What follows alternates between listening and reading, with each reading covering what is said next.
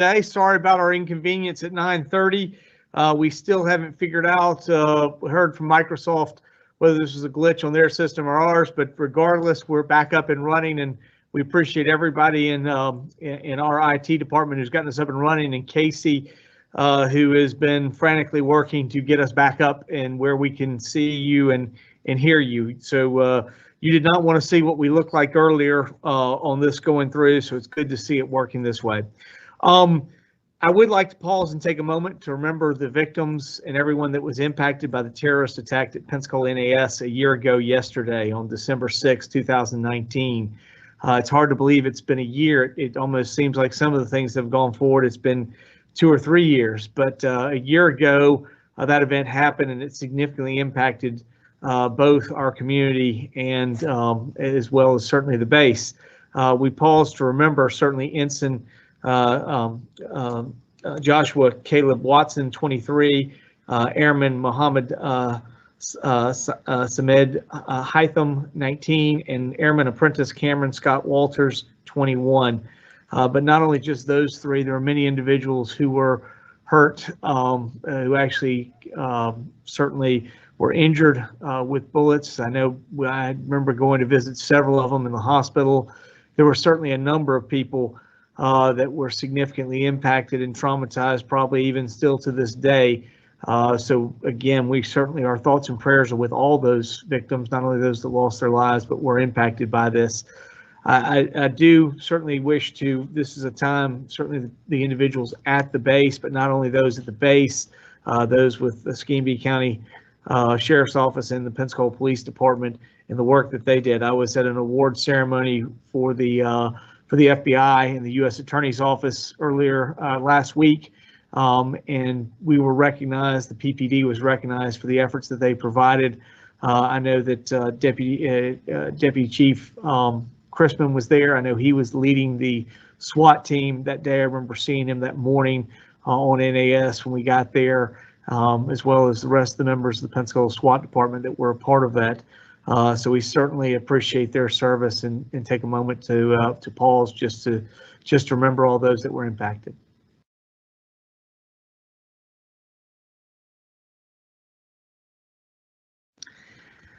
Thank you for that. We would like to talk about some things that are going on. Obviously, I would like to highlight some things that are happening at our airport.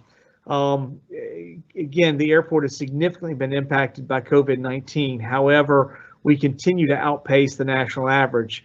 For the week of Thanksgiving, nationally, the airport system was down 63% compared to the same week in 2019, but the Pensacola International Airport was down only 28%. The week of Thanksgiving is the airport's best week since COVID-19 began. COVID-19 has certainly taken a toll on the entire industry, but we have certainly added many safety precautions in place at the Pensacola International Airport, and we have seen a steady stream of increase since we've been reopened. The number of passengers choosing Pensacola International Airport is exceeding the national average by 30%. So I'm continue to be proud of the work that Matt Coughlin and his team are doing out there at the airport. It's a great economic asset for us to have our airport, and we are doing much better than the national average in those airports around us. We continue to work diligently to do what we can to add and improve what's happening there, and certainly make sure that we are taking every safety precaution we can to keep our passengers safe. I also want to announce that United Airlines has added a nonstop flight to Denver. This is new air service beginning on February 13th, 2021. United Airlines will begin nonstop service between Denver and Pensacola International Airport. While Denver International Airport is now a nonstop destination, it is the first time U.S. Airlines has offered this, and we are excited about it. Flights will be offered on the weekends beginning February 13th through February 28th. In March, the flights will change to a daily service. For more information, please visit flypensacola.com and see what's going on out there. Many great things that are happening with our airport, even despite what they've been impacted with COVID. Also, not to be outdone, our airport has done well, but also our Port of Pensacola joins the Green Marine Environmental Stewardship Program. The Port of Pensacola is the newest Green Marine participant and the third Florida Port Authority to become part of the largest voluntary environmental certification program for North America's maritime industry. Green Maritime offers a step-by-step roadmap for port authorities, terminal operators, ship lines, and shipyard managers to voluntarily and measurably reduce their environmental footprint. The comprehensive program addresses key environmental issues using 13 performance indicators that include lowering air emissions, minimizing community impacts, and demonstrating environmental leadership. I'm proud of the Port of Pensacola and its leadership that's taken this proactive step in getting this measurable and sustainable measure certified. The Green Marine certification process is rigorous and transparent. Results are independently verified every 2 years, and each company's individual results are published annually and made available online at green-marine.org. So again, we're very excited. I think it shows our commitment to our environment that we continue to pursue here at all of our organizations, but certainly proud of what we're doing at the port. The Pensacola Climate Action Virtual Conference will be December 8th. The City of Pensacola staff will be participating in a Pensacola Climate Action What's Next virtual conference that is Tuesday, tomorrow, December 8th at 6:30. A free community event focusing on climate mitigation and adaptation task force findings and next steps forward. Participants are asked to register for virtual conference in advance.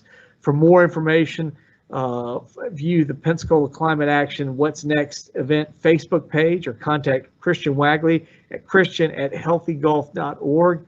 City of Pensacola Assistant Planning Director Cynthia Cannon and Sustainability Coordinator Mark Jackson will join conversation to discuss what I as the mayor and the city have accomplished so far and plan to do for future climate mitigation.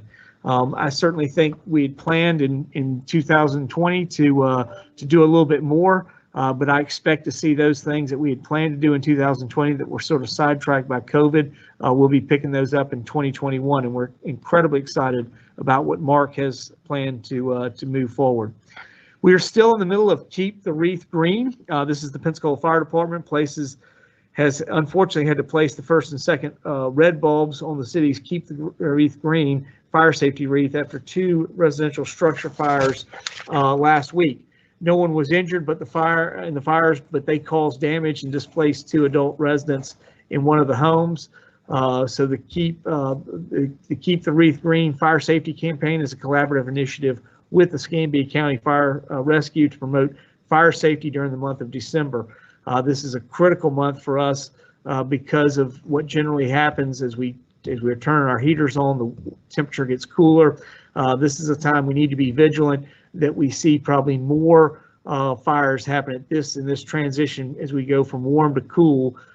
Even once we get further into the year, there are so many things, people come on with new sources of heat that create issues. Certainly also at home, cooking so many things during the holidays, it's easy to have kitchen fires as well. Each time a firefighter responds to a residential fire with damage, a green light is replaced with a red one. And this, again, this signifies our commitment to try to keep a green wreath, and we hope that you will work with us to do so. City of Pensacola residents are encouraged to call the Pensacola Fire Department at 436-5200 if they need smoke alarm assistance. County residents may also call Escambia County Fire Rescue at 850-595-HERO, which is 4376. Please remember to practice fire safety this holiday season and throughout the year. And for any safety tips, please check out the Pensacola Fire Department on Facebook. City Council meetings this week. We'll have a City Council agenda conference today at 3:30 at City Hall in the Council chambers, followed by the CRA. The City Council regular meeting will be Thursday, December 10th at 5:30 in the main chambers. Meetings can be viewed live at cityofpensacola.com/video. For information how to participate virtually or in person, please view each meeting agenda. At this time, I would like to talk about 2 events that we did last week that we're working on. The first is we've already started and we've already put out the first permit for a tiny home in the city of Pensacola, and it's under construction. With that said, with the new changes in the Florida Building Code, happening starting in January 1st, we are moving forward to amend our code to allow for tiny homes here in the city of Pensacola, and moving that forward. We had a good meeting last week with some individuals related to tiny homes and some of the challenges they've had with our permitting process. And I think, again, the first time anything's new, it's kind of a challenging point, but we've made a commitment that we're going to be looking to get better at some of these things, and so that we can make it less expensive and more affordable for housing to come forward. With that in mind, we also took a meeting last week with the HBA. We have many things that we can do to improve the service we provide, and again, the continuity we provided inspection services, and trying to get those smoother run for both citizens, and also to reduce costs, certainly to those that are provided services with our inspection services department. We had a good meeting. We looked at several things that we could do a little bit better, including looking at some issues that were probably some small administrative waivers and variants related to some of the requirements. We had some communication of instances where 3 inches became challenging for a house, and some of the things that we're trying to do within our parameters. So we certainly think there are ways we could do that, and perhaps create in the overlay some initiatives that would be allowable for administrative variances on very small things. We also looked at how we could better coordinate all of our groups, from planning to zoning to inspections and engineering, to make it easier to be able to move through the inspections process. We've gone online, and we realize there are some things that are very good, and we got some very good feedback, but there are also some glitches and hiccups. So we very much focused on what we could do with that online system. And then finally, again, we are continuing to still work some in-house hours to see people, but we also have hours that are not time for visitors to come in, and that's really to allow our staff to get some work done that they need to get done without having people in the lobby.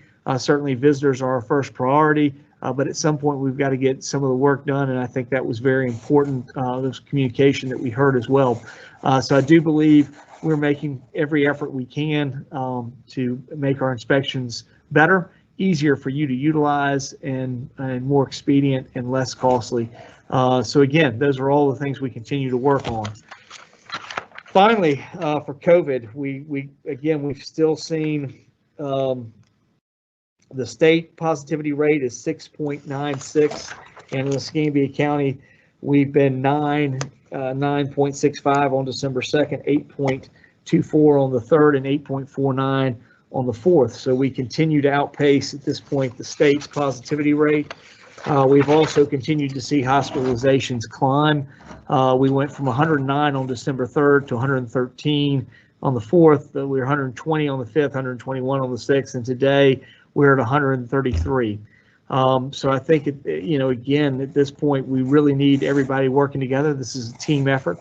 We were able to get these numbers down during the summer, and there's no reason we as citizens can't work to do this together. Part of that is continuing to just take the steps we've talked about for a long time, which are washing your hands, wearing a mask, and socially distance when possible.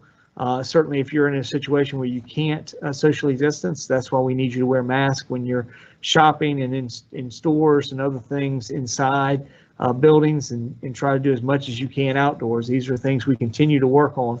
But it does appear that vaccines are right around the corner, and we do expect as 2021 gets started, we expect to be seeing our first vaccines. Again, those will be going first to healthcare workers, then to first responders, then to those that are aged in healthcare communities and assisted living places, congregate facilities. Those will be the first stage. After that, we'll move into the second stage. But right now, we're working with hospitals to make sure that first stage is taken care of. And again, all the discussions and expectation, it is appearing that in January we should begin to see those vaccines occur. So again, at this point, we are so close to obtaining a vaccine and being able to get a handle on COVID and begin to turn the numbers over and move in a downward direction. But until that time, it is really incumbent upon us to really buckle down and work with our mask. At the 133, we've gone up significantly over the last couple of weeks, and this is showing that we need to do a better job of focusing. I've seen that out there. Although I will say, as again, the numbers go up, and this is always a part that I thought, as people feel more of a challenge and see more of an impact, they take it more seriously and wear the mask. So again, this is one of those times where we're now at 133 hospitalizations. Our healthcare workers need you and need you to and again, our whole goal is to keep businesses open. We don't want to have any closures. We want to see everybody able to work and open, but if we're going to do that, we really need everybody to wear a mask. So again, that's our goal, and to keep everything moving. We've certainly seen where we've been successful, and again, economically, I think compared to other places in the country, other places in the world, I think we've handled it as best as we can, but we need to stay on top of it and continue to push our numbers down. We have a lot of great healthcare workers in this community that are working hard to take care of individuals. So at this point, we really need to do what we can to make sure we protect them and protect our hospitals. So that's kind of where we are today. I'm happy to answer any questions and look forward to any questions that the press may have. Sure. The first question is from Dave at WWF. Sorry, I think there's a bit of an echo. Any thoughts on Governor DeSantis's announcement on the order of vaccination when vaccines become available? I mean, I think I think obviously we would have liked to have been in Northwest Florida in the front part of it, but there's no doubt that Southeast Florida is seeing a more significant impact. I mean, I understand those things. I mean, from what I've understood, that our expectation is we should see things by January. And again, our expectation of moving first, I think the first wave is what we're very focused on. Healthcare workers, which I think are vitally important. First responders, which has been a part of our modeling and reporting all along. So we, again, think that's incredibly important. You got to have enough firefighters. You got to have enough police, people taking care of the essentials that are important for us to be able to provide community service. And then finally, really moving into those congregate living facilities with our elderly. This is really the worst place we see the impact. So I think if we can get the vaccine and we can start to get it in those three sectors, it'll be more important than anything else. I mean, that begins to make it easier for us to deal with COVID cases in hospitals. It makes us easier to know that we're going to still be able to offer first responder services and things to keep the community going. And then more importantly, we're going to be able to take care of our elderly that are in congregate living facilities. So I think if we can really take care of those three, those are the most important. You know, the expectation I continue to hear, hopefully by the end of, you know, by the first half of the, you know, by the time we get into June, the first half of the year, hopefully we've had enough to get everybody that wants to be vaccinated and the opportunity to be vaccinated. So we hope that will be there, and we'll really see ourselves begin to turn some of the other numbers on COVID and continue to make positive steps as we move forward. Next question, I guess. This is from Jennifer at Channel 3. I understand an item on the agenda for the Pensacola City Council is extending the mask mandate through February 25th. If passed, this would be the first time it's being extended for more than a month. Can you talk about this request? I believe those are going to be those requests are the council's request. It's their mask mandate. I do think part of it is just trying to deal with some of the issues of coming back and making sure they don't miss something into January. I think is more than anything else. But I mean, you really need to follow up with council members. It's their mask ordinance at this particular time. It was not one that we worked with them. We did ask for the state of emergency to be extended through that period of time. We thought it was probably wise, and they maybe decided to continue the mask to keep it concurrent with the state of emergency. So, you know, at this point, where we see ourselves with 133, with coming out with the first wave, vaccines, I think it's very likely that we'll still need to see mask usage probably into that time period of February.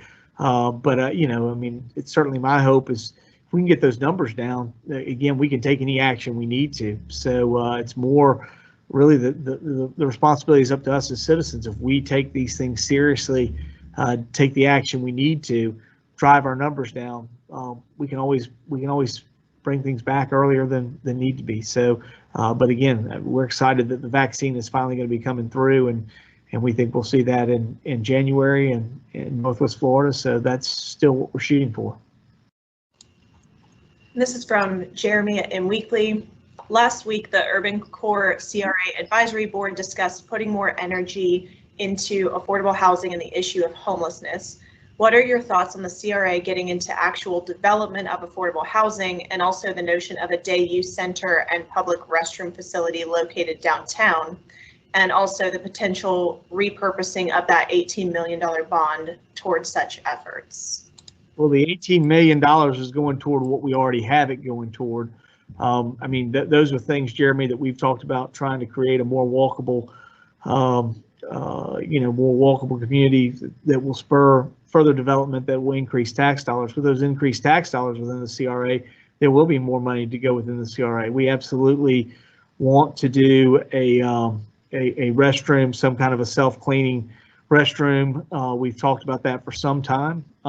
So certainly we believe that that's part of it, and we'll see there. I think when you get into it, the actual issues of dealing with some of the things on homelessness, I think what you're going to see us also recommend is that we have a place to play in providing funds, but I think we partner with individuals who are already doing that. There are a number of not-for-profits and institutions that are doing that in this community, and I think we need to work with them. The biggest problem is obviously shelters at this particular time have been very difficult to do with COVID. So I think that's why you're seeing some of these things continue to lag, waiting for a response from COVID. But I do think if we can get things under control with our COVID numbers, I think that's what you will see. Regardless of what's happening with homelessness, you're definitely seeing an emphasis on affordable housing.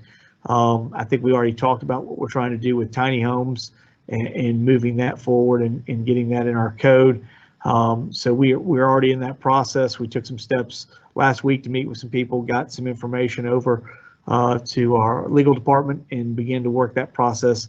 I'd like to see it happen and bring something back to council in January, February, but at the latest have that to them.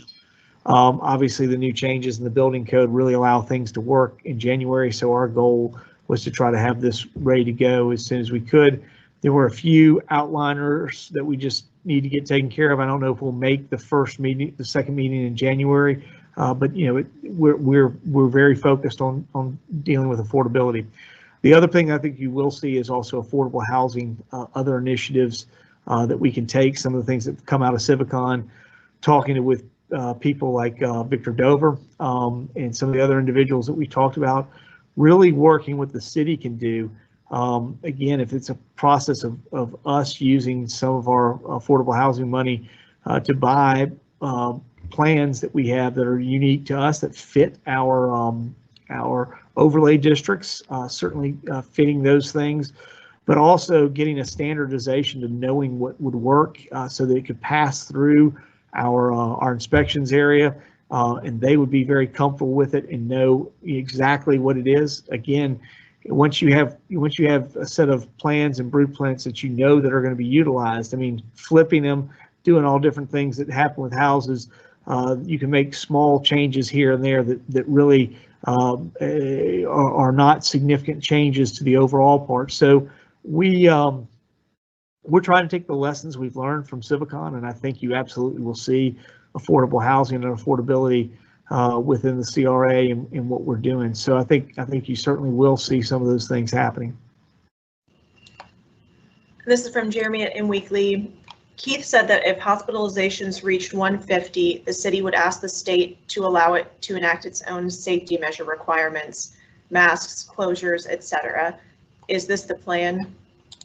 Well, I think we're already doing that right now, looking for trying to ask the state to be allowing us to do our mask. Again, I want to be real clear with the media on this. We are absolutely focused on whatever we can do to work within the mask guidelines and what we have dealing with masking. At no time are we think that there's an issue of necessarily doing closures at this point. Obviously, there may be some events and large gatherings that we would need to potentially have they may end up at risk of canceling. But outside of that, that's our goal is not to close anybody else. It's certainly to deal within our own things internally as we're working with. But our goal is not to create any closures. It is to create usage of the mask and wearing masks. We didn't close anything this summer. We did focus on wearing masks, and we were able to bring our numbers down. I think the same thing will show here that's happening.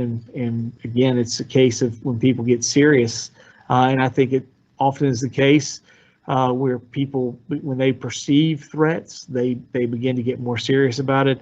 I will say I've started noticing in the last week or so more usage of masks than we have been in the last couple of weeks. I was a proponent of, if you don't have an imminent threat, get rid of the mandate. But again, the council had other decisions. I think it's challenging and creates some of the problems that we're dealing with right now. But hopefully, now people are beginning to see and understand where we are with our hospitalizations as they move up, where our positivity rate as that moves up, that people will take it seriously and begin to wear their mask. That's probably the most important thing we can do right now to battle COVID and what we're doing. Other thing is if you do test positive, stay home. That's probably the other most significant part that we deal with here at the city. And we've had instances where we've had to reprimand and employees and remind them that they need to stay home. So again, we are, that's the best thing you can do. Because the challenge too is think about how many times you have exposure issues where you end up having to send some people home because of exposure, and therefore you go short staff without even really everybody having COVID. I'm looking at my screen at both Casey and Keith, who did not have COVID but had to go home for a while for exposure risks. So again, these are things that are just as important for us. So wear your mask, and if you're sick, do not come into work. I think that's probably the most important thing that we could do. And if we do that, the vaccine comes in, we're going to keep moving forward. This is from Jim at the News Journal. Has code enforcement issued any citations against businesses on the mask ordinance? No, we've been talking to businesses and we've been working with it. It has been more challenging this summer. We had no challenges one way or the other. I've yet to catch up with Steve, but I know Richards, our head of code enforcement, but I know when I talked to him a couple of weeks ago right before Thanksgiving, that was kind of where we were, and I haven't heard anything else from him or John Pittman. So I'll be happy to ask and see what we can find out. But I know they were working through it and trying to work with businesses as much as we can, and continuing to do that. We had nothing but straight compliance over the summer, and it's been a little bit different here. But I don't know. I'll have to find out what's happened with Steve and what's happened with code enforcement. This is from Jennifer at Channel 3. Sorry. One second, my screen just went black for a second.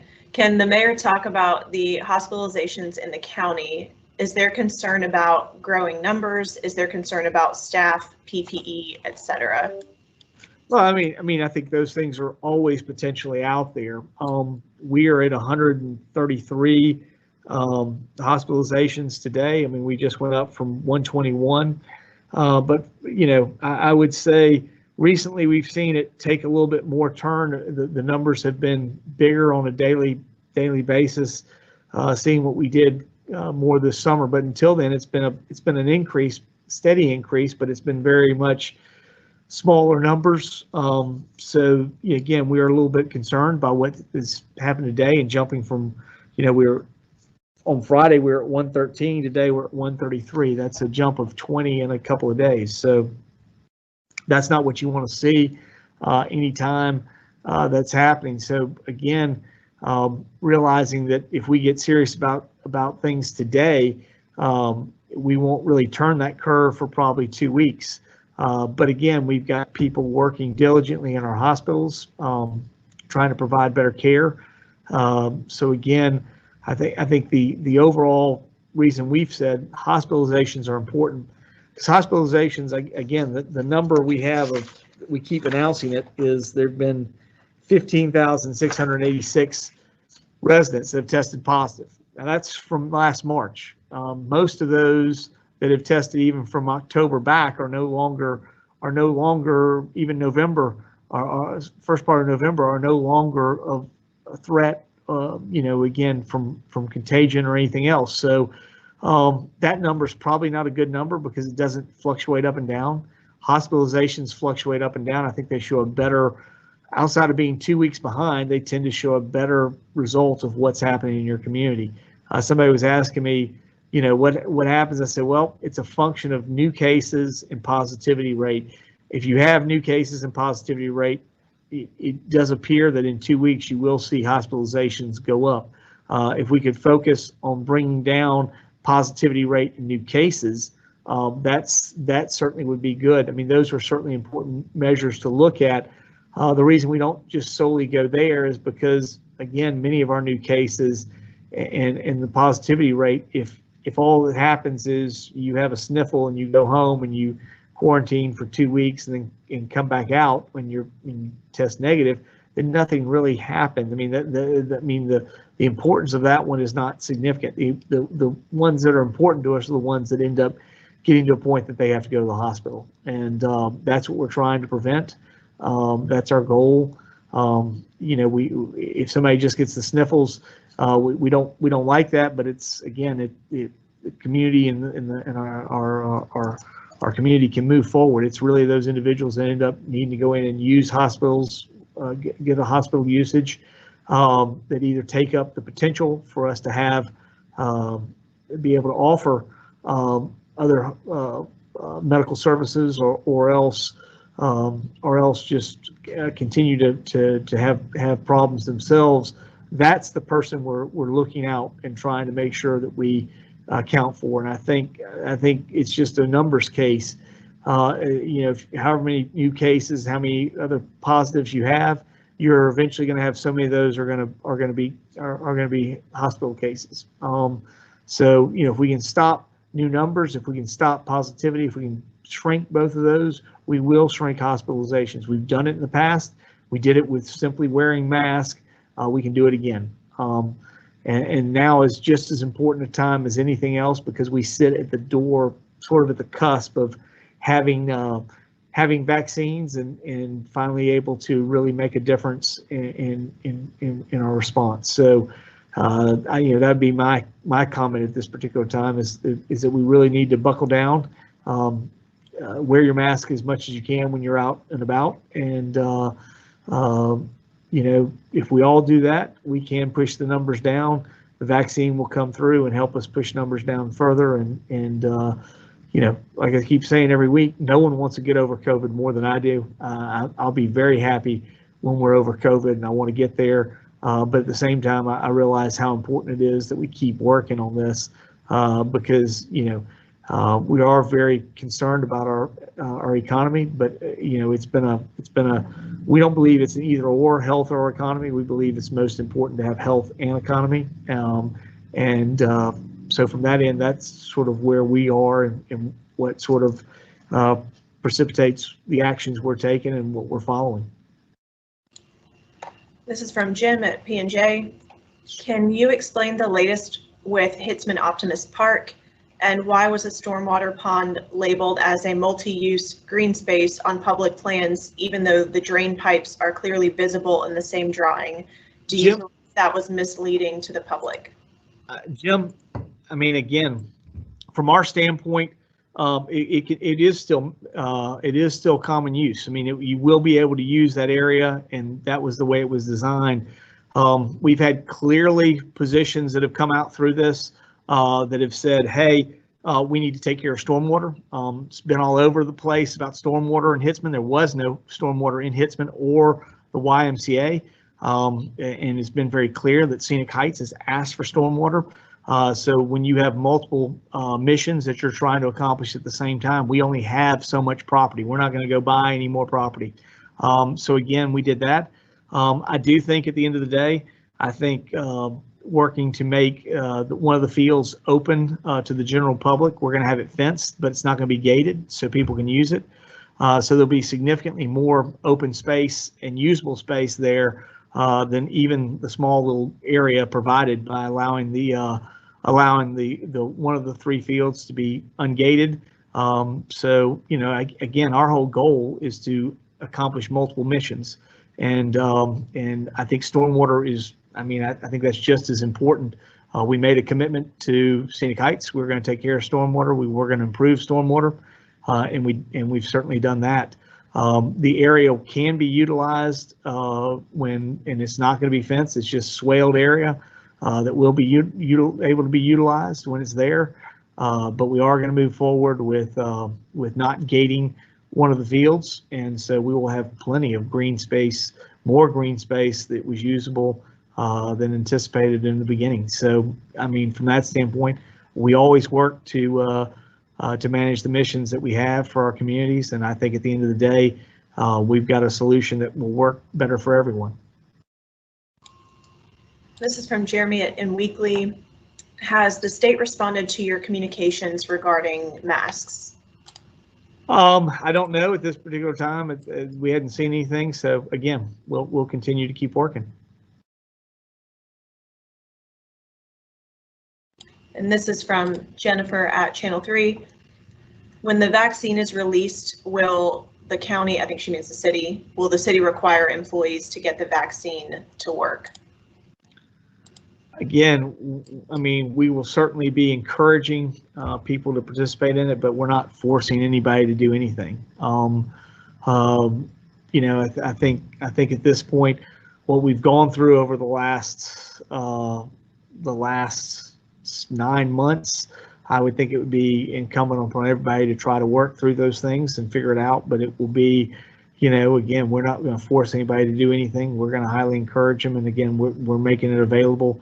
Same thing I think is happening with all three hospitals when we were on the phone with them and discussing what they were doing with their employees. So again, that's where everybody is. But we certainly encourage everybody to do what they can and encourage them to take the vaccine. It certainly will be available. And if people choose not to do it, then it allows us to keep moving further down the line with the initial supply. So, we got a lot of people to vaccinate at this particular time. So our focus will be not as much worried about those that won't vaccinate as those that will, and how we keep pushing the supplies down the line and get more people vaccinated. All right, we don't have any new questions. All right, well, thank you very much. We've got a busy week as we all prepare for the holidays. Hopefully continue to stay safe out there, and we will continue to follow. I think Casey will try to do something about where we are with COVID and in the week at some point. And again, thank you for your patience working with us in our team's problem. I'm not sure where the issue was, but I really appreciate our IT people working with Microsoft to make sure we can get this done. And sorry about the confusion and the time delay. But obviously we weren't able to function this morning and get you the opportunity to even do this press conference. So we really appreciate everybody over there in IT